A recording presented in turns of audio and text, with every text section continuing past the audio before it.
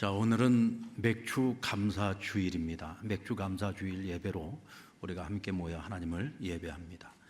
맥주 감사 주일은 지난 상반기 우리 한 해 동안 하나님께서 우리에게 베풀어 주신 그 은혜를 기억하고 감사하고, 또 앞으로 남은 6개월 우리 남은 하반기 동안에도 변함없이 하나님께서 우리에게 은혜 베푸실 것을 기대하고 소망하면서 오늘 감사의 예배를 드리는 날입니다.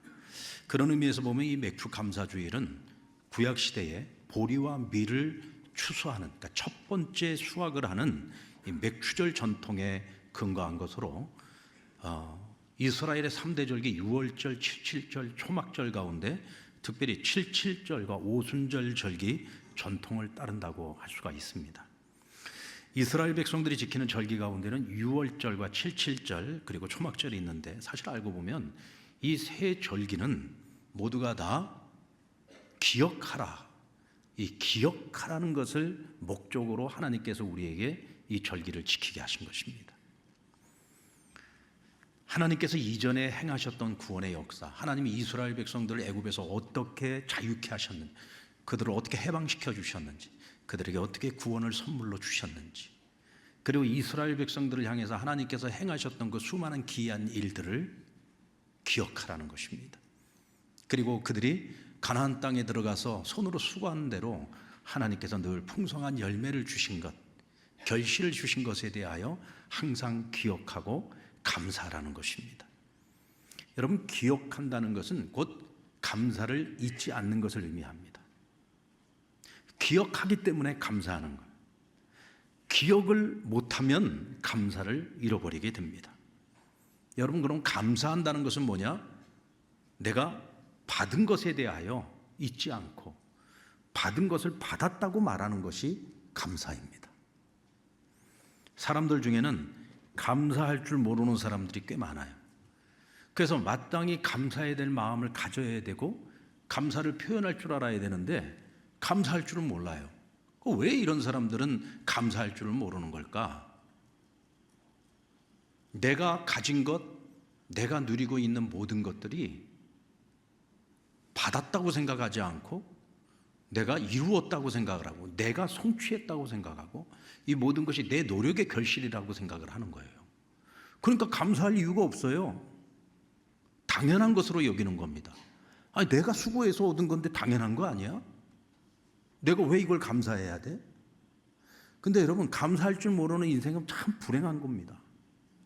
감사할 줄 모르는 사람의 마음은 따뜻함이 없어요. 겸손함이 없습니다.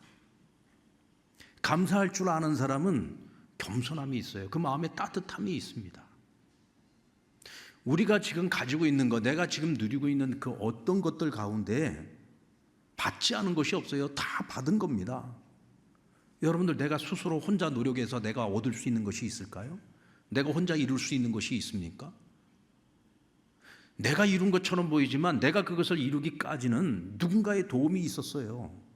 누군가의 희생이 있었고요. 누군가의 눈물의 기도가 있었기 때문입니다. 내가 내 힘으로 모든 걸 다 이뤘다고 생각하는 것처럼 어리석은 것이 없습니다. 한번 우리가 살아온 날들을 가만히 돌아보십시다. 생명도 그렇고 건강도 그렇고 배움도 그렇고 기쁨도 행복도 돈도 명예도 그 어떤 것 하나도 나의 힘만으로 이룬 것은 아무것도 없습니다. 당연한 것은 없다는 뜻입니다. 모든 것이 받은 것입니다. 근데 이것을 내가 이루었다고 생각을 하니까 당연한 것으로 여기고 감사할 줄을 모르는 거죠. 금년 상반기 한 해 동안 오늘 우리 이정석 장로님께서 기도하시면서 말씀하셨는데 정말 다사다난했습니다. 우리 국가적으로도 너무나 많은 어려움들이 있었잖아요. 비상계엄도 있었고 정권교체도 있었고 또 산불로 또 얼마나 많은 피해를 당하고 얼마나 많은 어려움을 겪었습니까? 거기다가 비행기가 추락을 하면서 하루아침에 가장 즐겁고 행복해야 될 시간에 불행을 겪은 이들이 있고 또 그 남아있는 가족들이 지금도 얼마나 괴롭고 힘이 든 시간을 보내고 있습니까? 세계적으로는 보면은 전쟁은 그치지 않고 계속해서 나오는 뉴스들마다 이 전쟁이 그치지 않는 소식만 계속되고 있잖아요. 지금 여러분들 방영되지 않아서 그럴 뿐이지 우크라이나하고 러시아 전쟁은 지금도 계속되고 있지 않습니까? 하마스의 전쟁이 끝나는 듯 했는데 이제는 이란과의 전쟁이 계속되고 있고, 핵시설을 미국이 가서 폭격을 했지만 그 문제도 아직까지 끝난 문제가 아니거든요. 이런 어려움들이 계속되고 있습니다. 지금 여러분 기후위기, 지금 금년 여름 온 지구가 지금 불볕더위에 시달리고 있지 않습니까? 앞으로 여러분 기후재앙은 점점 더 심각해질 겁니다. 일본에서는 지금 언제 지진이 일어날까 지금 대지진설 때문에 지금 뭐 온 세계가 지금 요동을 하고 있지 않습니까? 자, 이와 같이 여러분 상반기 동안에도 참 어렵고 힘든 일들이 많이 있었는데, 우리 지구촌의 수많은 이웃들, 그리고 국내에도 우리 주변의 수많은 이웃들이 지금 이런 고통을 겪고 있는데, 오늘 우리는 평범한 일상의 삶을 지금 반복해 가고 있습니다. 늘 그래 왔는데요. 늘 그렇게 우리가 지금까지 특별한 일 없이 그냥 큰 사고 없이 잘 지내왔는데요. 이 또한 감사의 조건일까요? 여러분, 그건 기적입니다. 그건 기적이에요. 내가 평범한 일상의 삶을 잃어버리지 않고 상반기 동안 아무 어려움 없이 아무 큰 문제 없이 잘 지내오셨다면 그건 당연한 게 아닙니다. 그건 기적입니다. 그거야말로 마땅히 우리가 하나님 앞에 감사해야 될 일이라는 거죠. 우리 주변에 이와 같이 많은 어려움들을 수없이 많이 겪고 있는데, 오늘 우리에게 그런 어려움들 찾아오지 않고 금년 한 해를 이렇게 잘 지내왔다면 마땅히 우리가 감사를 해야 되는 것입니다. 이스라엘 백성들이 가나안 땅에 들어와서 자리를 잡고 살아가는 동안 어느 순간서부터 하나님을 잊기 시작했어요. 더 이상 하나님의 말씀, 하나님의 법을 따라서 살지 않습니다. 그리고 성경은 말하기를 그들이 자기 소견에 좋은 대로 살아갔다라고 말씀하고 있어요. 그게 어느 시대부터입니까? 가나안 정복 전쟁의 지도자였던 여호수아가 세상을 떠나고, 또 그 시절을 함께했던 사람들이 다 세상을 떠나고 난 이후에 그 다음 세대들이 하나님이 이스라엘을 위하여 행하셨던 모든 일들을 기억하지 못합니다. 그러면서 가나안 사람들에게 동화되기 시작한 거예요. 그러니까 하나님을 버리고 자기들 소견에 좋은 대로 우상을 숭배하고 온갖 범죄를 저지르고, 그러니까 하나님께서 그 가나안 땅, 그 축복의 땅을 그들에게 허락해 주셨는데 끊임없이 이민족의 침입으로 고통을 받게 되지 않습니까? 저는 그 죄가 누구의 죄라고 생각을 하세요? 저는 그것이 그 가나안 정복 전쟁 세대의 잘못이라고 저는 생각을 합니다. 그들은 하나님의 그 은혜를 경험한 사람들이에요. 그런데 하나님께서 모세를 통해서 마지막에 하셨던 말씀이 뭡니까? 너희 자손들에게 하나님이 너희를 위하여 행하신 그 일들을 가르쳐 기억하게 하라고 했어요. 그런데 그 땅을 차지하고 이젠 자기 집을 짓고 자기들 먹고 살기에 정신이 없었어요. 가나안 땅에 들어와서 부유함과 그 풍요함을 누리기에 정신이 없었습니다. 그러다 보니까 그 다음 세대들에게 하나님이 행하신 일들을 가르쳐 기억하게 하고 그것을 지켜 행하도록 지도해야 되는데 그걸 못한 겁니다. 그러니까 기억하고 있는 세대들이 다 떠나가고 난 후에 그 다음 세대가 기억을 못하니까 감사할 줄을 몰라요. 감사할 줄 모르니까 자기들 소견에 좋은 대로 방탕한 삶을 살아간 겁니다. 하나님 없이 살아가는 거죠. 여러분, 우리가 얼마나 가난하고 힘들었던 시대를 겪었습니까? 그래서 우리는 정말 하나님 아니시면 안 된다고 새벽마다 나와서 기도하고 밤에도 나와서 기도하고 산에 올라가서 기도하고 그렇게 열심히 하나님께 매달렸어요. 하나님께서 이 나라 축복하셔서 보릿고개를 넘어 이제는 전 세계에서 가장 잘 사는 나라가 되게 하셨습니다. 물질적으로는 우리가 이렇게 풍요를 누리는 시대를 지금 살아가고 있어요. 여러분, 지금까지 대한민국에 살아왔던 그 모든 역사 속에서 지금보다 잘 살고 있는 시대가 없습니다. 지금보다 풍요로운 시대가 없어요. 앞으로 우리 다음 세대들은 이런 풍요의 시대를 앞으로 계속해서 누리게 될지 우리가 예측할 수가 없습니다. 그런데 우리는 이 풍요의 시대 속에서 영적으로는 점점 잠들어가기 시작하고 더 이상 기도하지 않아요. 이제는 마치 하나님 없어도 우리가 잘 살 것처럼 착각에 빠져 살고 있습니다. 그러는 사이에 우리가 어느 순간부터 우리 자녀들에게 정말 하나님을 경외하는 것이 우리 인생의 최고 우선순위라고 하는 것을 더 이상 가르치지 않았어요. 그러니까 점점 더 우리 믿음의 다음 세대들이 하나님을 떠나가기 시작했습니다. 교회를 떠나가기 시작하고 여러분 지금 우리 자녀들을 한번 잘 생각해 봅시다. 과연 우리들만큼 지금 우리 자녀들이 신앙생활 잘하고 있습니까?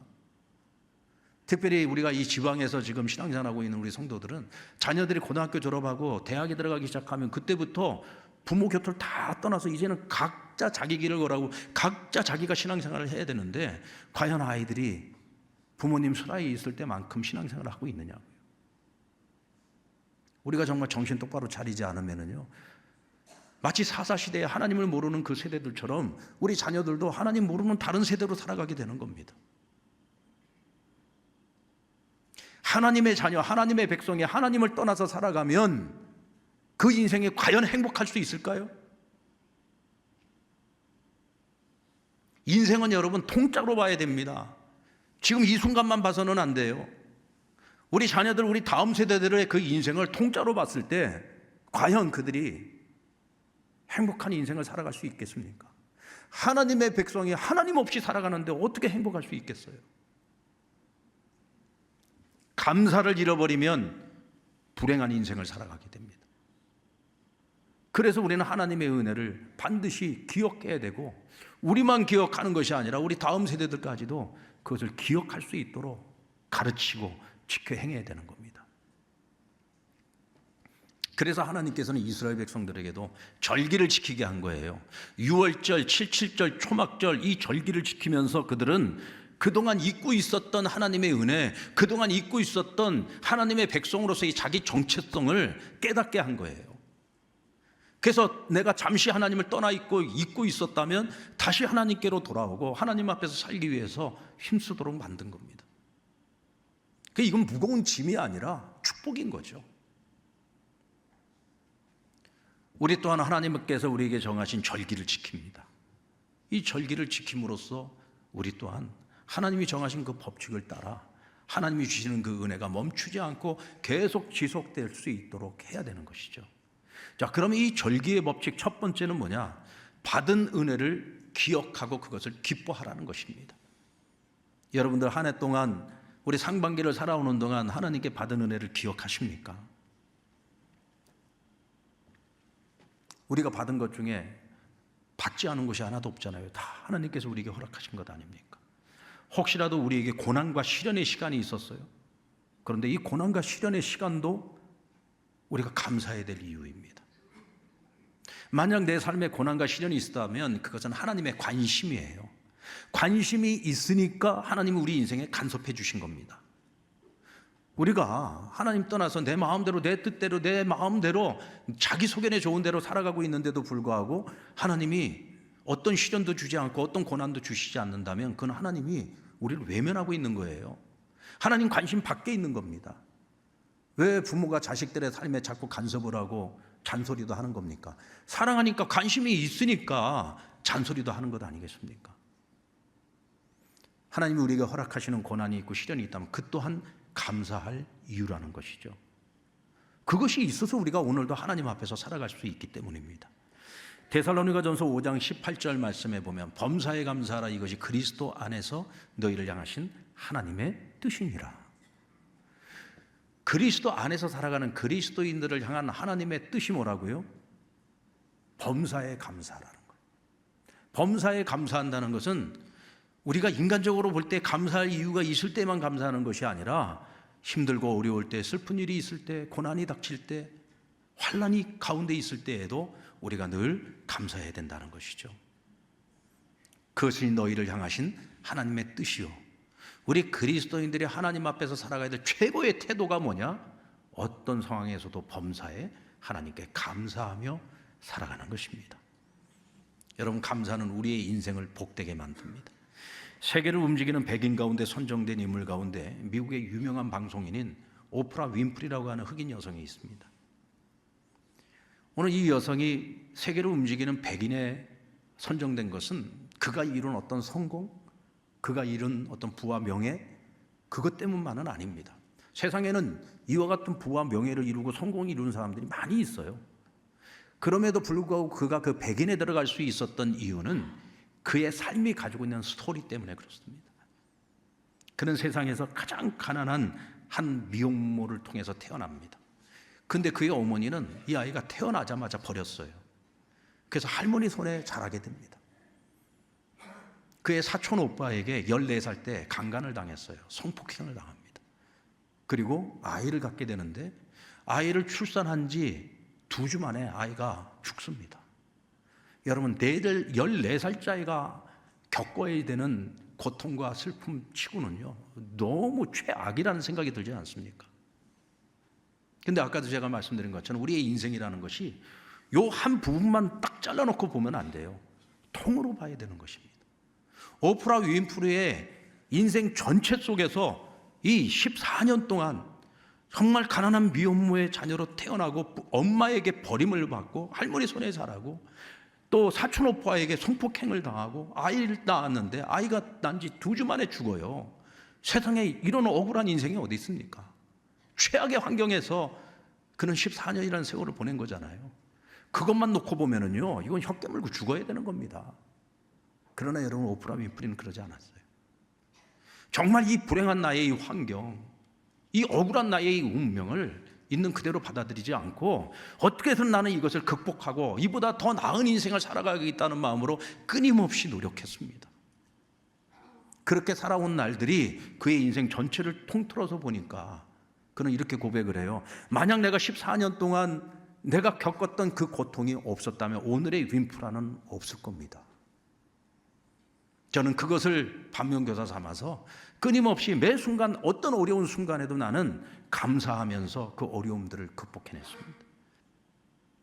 그렇게 살아가다 보니까 오늘의 오프라 윈프리가 있더라는 것이죠. 내게 주어진 운명, 내게 주어진 그 환경 속에서 원망하지 않았어요. 불평하지 않았어요. 낙심하지 않았어요. 포기하지 않았어요. 그 모든 순간순간마다 그것을 감사로 여기며 끊임없이 도전하는 가운데 오늘의 오프라가 되었다는 거죠. 여러분, 요셉의 인생도 그렇지 않습니까? 성경에 나오는 인물 중에 저는 요셉처럼 억울한 사람이 없다고 생각해요. 형제들 손에 팔려가는 그런 불행이 어디 있습니까? 노예로 팔려간 거잖아요. 그리고 그가 애굽에 가서도 겪었던 일들을 생각하면 뭐 조금 나아질만 하면 또 위기가 찾아오고 좀 나아질만 하면 또 위기가 찾아오고 이보다 억울한 일이 어디 있습니까?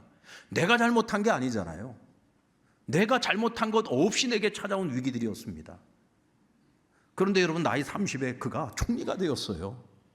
그런데 지난번에도 제가 말씀드렸습니다마는 요셉이 단 한 번도 나는 애굽의 총리가 될 거야 이런 목표를 세운 적이 없어요.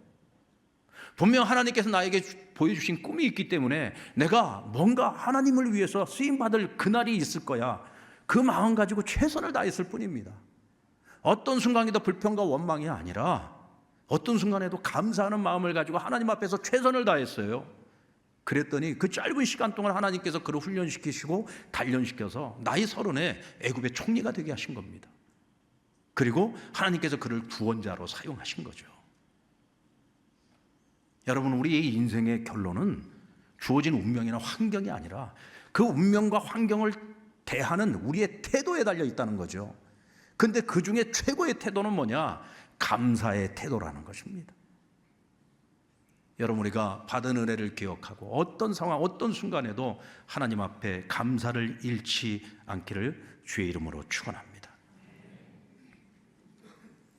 그리고 절기의 두 번째 법칙은 받을 은혜를 사모하며 기뻐하라는 것이. 받은 은혜를 기억하고 감사하는 사람에게는 받을 은혜가 기다립니다. 여러분, 감사는 어떤 의미에서요? 음식이 맛있다고 말하는 것이라고 저는 생각합니다. 어떤 분이 저에게 맛있는 음식을 준비해서 대접을 합니다. 그런데 그 음식을 먹으면서 맛이 있어요. 맛이 있는데 표현을 안 합니다. 그냥 마치 여러분들이 말씀 들을 때 아멘 안 하고 그냥 뭐 이렇게 하는 것처럼 저는 여러분들이 그 말씀을 음미하고 있다고 생각합니다. 아멘? 네. 그래도 아멘 안 하잖아요. 그죠? 뭐 아멘 안 해도 좋습니다. 그러나 음미는 하시잖아요. 그래. 그런데 여러분, 표현을 하지 않으면은요, 지금 은혜를 받고 있는 건지 어쩐 건지 지금 딴 생각하고 있는 건지 이거 알 수가 없어요. 음식을 먹으면서 맛있습니다. 어떻게 이렇게 맛있는 음식을 만들 수가 있습니까? 이 음식 만드느라고 정말 많이 애쓰셨습니다. 이렇게 표현을 하지 않으면은 내가 정말로 이 음식을 마신 맛이 있는지 어쩐지 알 수가 없잖아요. 아닙니까? 저희 아내는 김치찌개를 잘합니다. 된장찌개도 잘합니다. 미역도 잘 끓입니다. 그거는 참 잘합니다.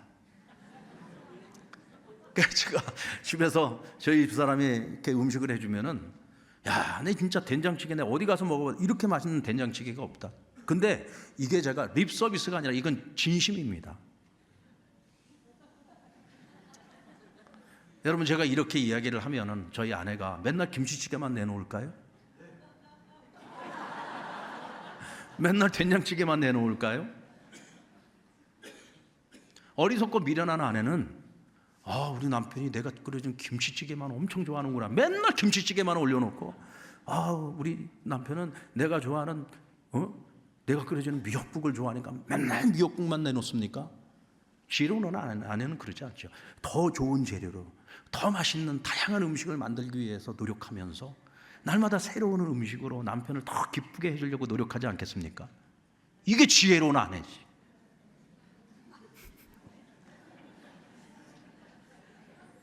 우리 아내가 안 그렇다는 게 아니에요.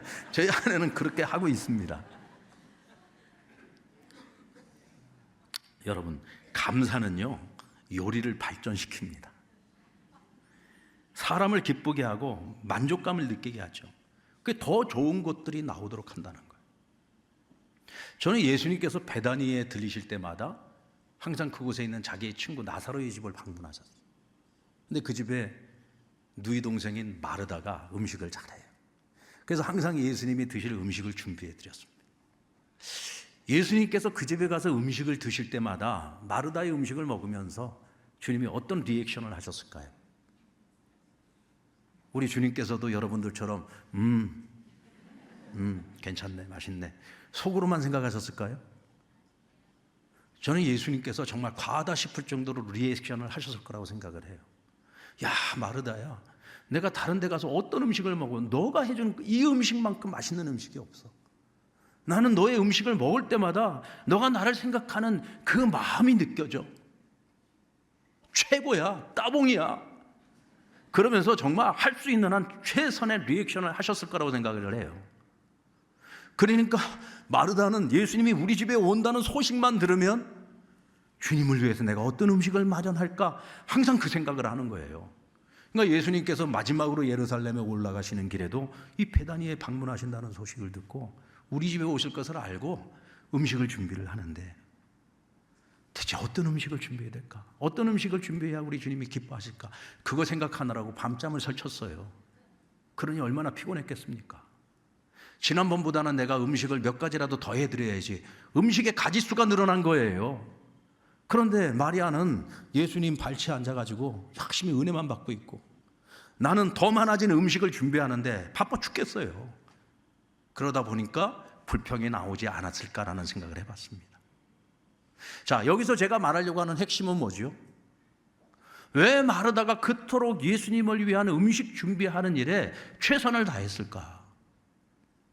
그것은 예수님께서 음식을 드실 때마다 늘 감사의 표현을, 그 리액션을 최선을 다하셨기 때문이 아닐까라는 생각을 해봤다는 거예요. 우리 하나님께서는 그러시지 않겠습니까? 우리가 정말 지극히 작은 것 어느 것 하나도 놓치지 아니하고 정말 평범한 일상의 삶 속에서도 하나님이 모든 것이 은혜입니다라고 날마다 감사하면서 우리가 살아가고 있을 때, 심지어는 시련과 고난이 찾아왔음에도 불구하고 불평과 원망이 아니라 하나님 앞에 감사하면서 나아갈 때 하나님께서 우리에게 더 좋은 것을 주시기를 원치 않겠느냐고요. 더 특별한 것을 우리에게 주시고 싶어 하시지 않겠습니까?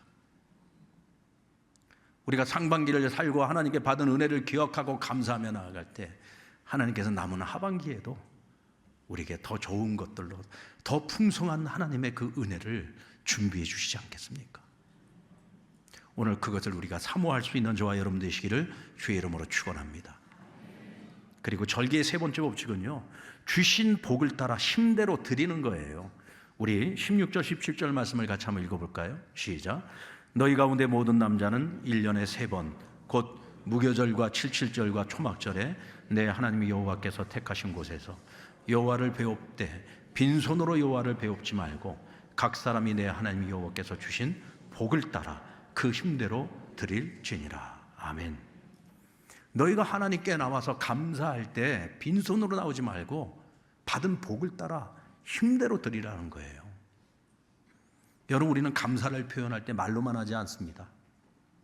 정말 내가 감사한 마음이 있을 때는요, 그 감사한 마음을 어떻게 해서라도 상대방에게 표현하고 싶어서요, 작은 선물이라도 준비를 하려고 애를 쓰죠. 선물을 준비할 때 어떻게 준비합니까, 여러분?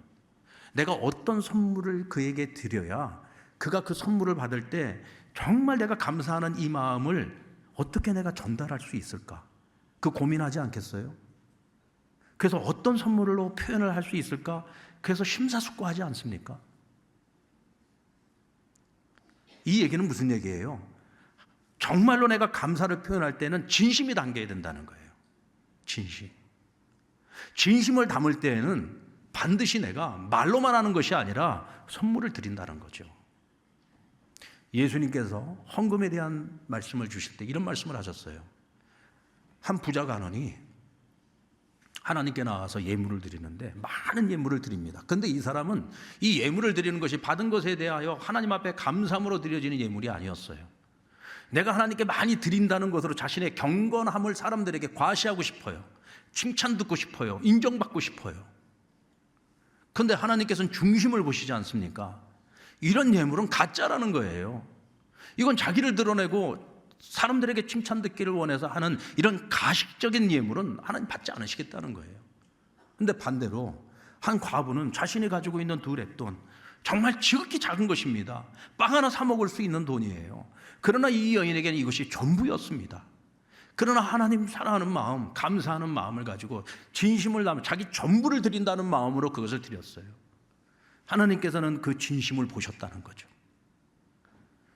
하나님께 드려지는 예물의 크기가 중요한 것이 아니라 과연 그곳에 내 마음을 담았느냐, 내 진심을 담았느냐, 정말 하나님께 감사하는 마음을 담았느냐, 감사의 마음을 담았느냐 담지 않았느냐의 차이로서 하나님께서는 내가 힘을 다했느냐 아니면 힘을 다하지 않았느냐 그것을 평가하신다는 것입니다. 내가 받은 복이 있어요. 그래서 정말로 감사해요. 그래서 내가 하나님께를 드리기를 원한다면 힘을 다하는 진심 어린 마음이 있어야 된다는 것입니다. 너희가 힘을 다하여 하나님 앞에 감사함으로 드릴 때 하나님께서 너희의 곳간을 빈 곳간으로 놔두지 않고 그 곳간을 채워서 더 많이 흘려보내는 축복의 통로가 되도록 하나님 만드신다는 것이죠. 이것이 여러분 절기의 법칙입니다. 받은 은혜가 있습니까? 반드시 기억하십시오. 그리고 하나님 앞에 감사하십시오. 그리고 하나님 앞에 받은 은혜가 있다면 하나님께서 주실 또 다른 은혜가 기다리고 있습니다. 감사하는 자에게는 그 은혜가 멈추지를 않습니다. 그래서 우리는 받을 은혜를 사모할 수 있는 것입니다. 그리고 여러분 받은 것이 있으면 그것을 깨닫는다면 정말로 진심 어린 마음으로 하나님께 감사하면서 나에게 주신 것이 무엇이 되었든, 그것이 은사가 되었든 건강이 되었든 생명이 되었든 그것이 무엇이든, 그것이 물질이 되었든 어떤 것으로도 하나님 앞에 나의 전부를 드리는 마음으로, 진심 어린 마음으로 감사의 마음을 담아 하나님께 드려지는 저와 여러분의 삶이 될 수 있기를 우리 주님의 이름으로 축원합니다. 맥주 감사주일이 우리에게 감사한 것은 아직 우리는 상반기밖에 살지 않았어요. 남은 하반기가 있습니다. 남은 하반기가 정말 뒤돌아보며 후회 없는 남은 하반기를 살아서 한 해를 풍성한 삶으로 우리가 만들어가기 위해 이 맥주 감사주일 하나님 우리에게 허락하셨으니 오늘 이 날을 기점으로 해서 오늘 주신 말씀대로 살아가는 저와 여러분 되기를 우리 주님의 이름으로 축원합니다.